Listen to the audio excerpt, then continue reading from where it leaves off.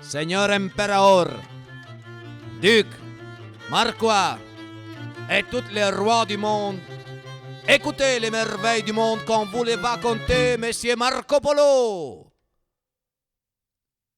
Campagne. Chiamatemi campagne. Alcuni anni or sono, avendo pochi o punti denari in tasca, nessun interesse speciale che mi legasse a questa terra, decisi di darmi a navigarla, a vedere la parte acquea di questo mondo. Dai, è un modo che ho di scacciare la malinconia, di regolare la circolazione. Ogni volta che dentro qua mi scende un novembre umido, piobbiginoso, decido che è tempo di spingermi in laguna. Non sarà che faccio peggio? Eccola là, la città insulare che sprofonda. Da Tre Porti, da Tessera, da Fusina, da Marghera, c'è uno specchio d'acqua bassa, invalicabile, che la separa da sempre dal resto del mio mondo conosciuto. Di campagne di qua, dell'acqua ormai, non ce n'è più. Ma per quelli di là, il mondo è ancora diviso in nostrani, campagne, foresti e Napoli. Ze 10 anni che sto a Casteo e in medizze ancora Teron. È una città durissima per quelli che sono costretti a venirci a vivere da fuori.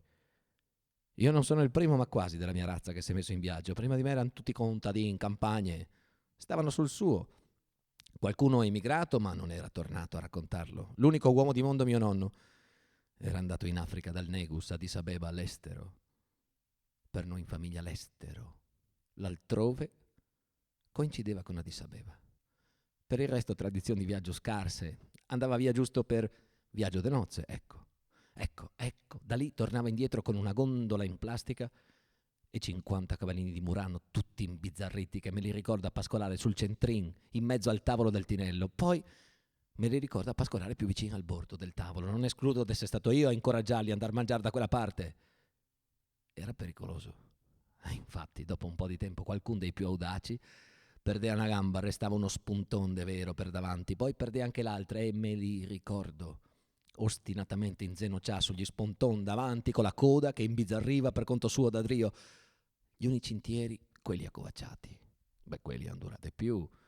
Gli ultimi me li ricordo sul presepio. Avevamo una stalla con un bue, un asinello e 7 cavallini de Muran.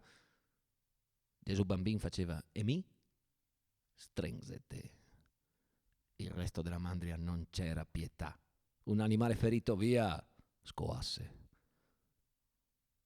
Portavano a casa i cavallini, la gondola e un'idea della città dove li avevano comprati.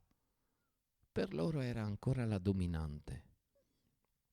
Un'idea della città. E una completamente diversa dei suoi abitanti. La parola più gentile che gli sentivi usare per chiamarli era sporchi, oppure un affettuoso singari o un lapidario veneziani che conteneva le altre due. Si intuiva che era gente diversa da noi. Noi per loro campagne, loro per noi mistero.